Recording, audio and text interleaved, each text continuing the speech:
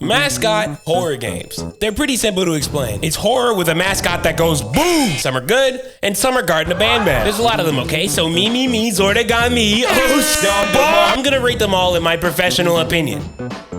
But I haven't played any of these games. I'm really bad with playing horror games. I get all sweaty and uncomfortable. So all my experience with these games comes from Let's Plays and me watching my friends play.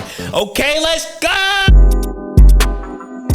Starting with arguably the most iconic mascot horror. Some would even say it started the mascot horror trend. There are currently 13 Fnaf games, including spin-offs, and they range from wow, this game is really good, to wow. A franchise with this many games is really hard to judge. Most of these games are very, very solid, and I'm a day one sister location defender. The only two outliers, in my opinion, have to be Fnaf 3 and Security Breach. Fnaf 3 is just way too easy, and Springtrap's jump scares are like,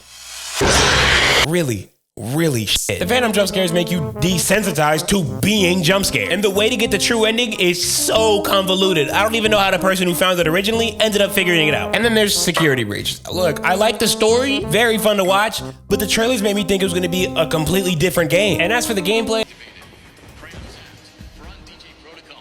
the glitches and stuff can make for a more fun viewing experience, but with horror games, immersion is necessary. Breaking that immersion can have a lot of negative effects when it comes to the experience in all. And what I mean by that is it's just not scary.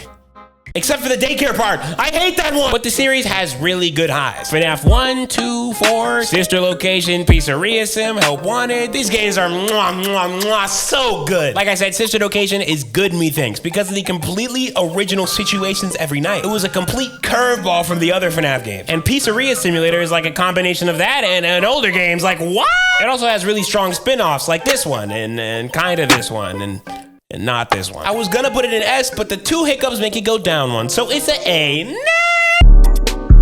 Unpopular opinion coming up. We will sound the alarm. Bendy is just not that good. These games never really interested me past the initial point of, ooh, what's this? I know that the first game released in chapters.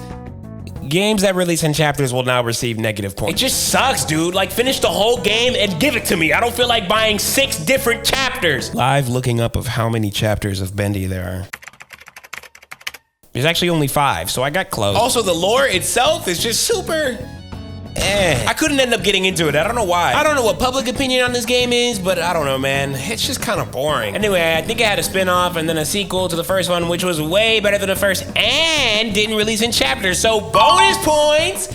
Wait, no, that should be expected. Anyway, second game was better. Still didn't capture my interest like that. I got like halfway through before I got uninterested in watching anymore, but I made it further watching this than I did the first game. And it was good, apparently. This segment is just super short because I don't really have a lot to say. First game, spin-off, okay. Second game, okay. D. But other people will 100% feel differently, and that's okay. No, it's not coming! E. I love Tattletail! No more, Mom! This game is really great, dude. I love the mascot, I love the scary, I love the gameplay. This and Fnaf are like the 2 mascot horror games I love the most. I tried playing this game and got all sweaty and scared. So that's how you know it's good, baby! Walking around in the darkness with a flashlight that you had to shake so it could provide light. A loud Furby that you had to tend to the whole night so it doesn't alert the enemy. Mama Tattletail.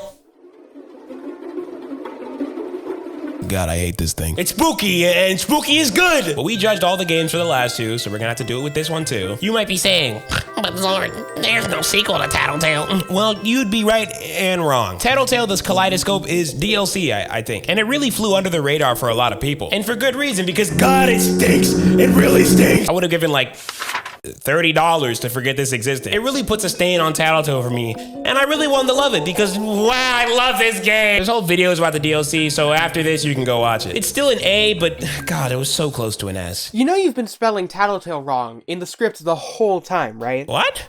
No, I have. God damn it! A lot of people love to shit on Amanda the Adventurer. In reality, there's like 3 scary moments in the whole game.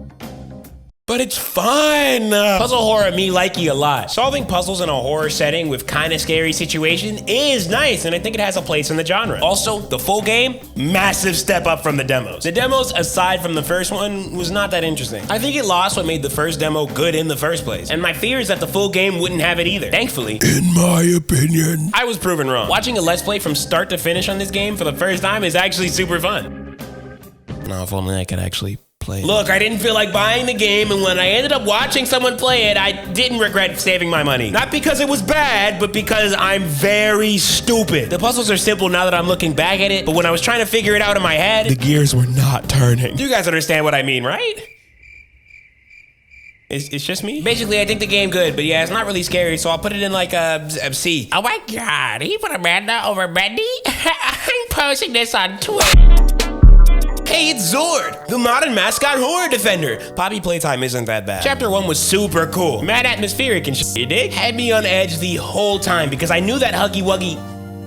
God, that's a bad name. I knew that Blue Bill was gonna attack. I just didn't know when. Had me mad anxious. Ooh, very spooky. And when it did happen, it was this giant chase scene that was super cool. Running back and forth in events, him cutting you off. Dude, this had everyone who played it screaming. And for good reason. This scene is anxiety inducing. It's adrenaline pumping. It's just super good all around.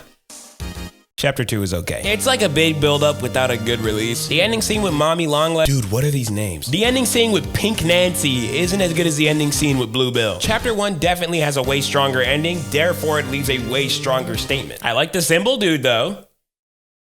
That scene is pretty cool. But yeah, it's releasing in chapters, so negative points ends up in C tier. Just give me the game all at once!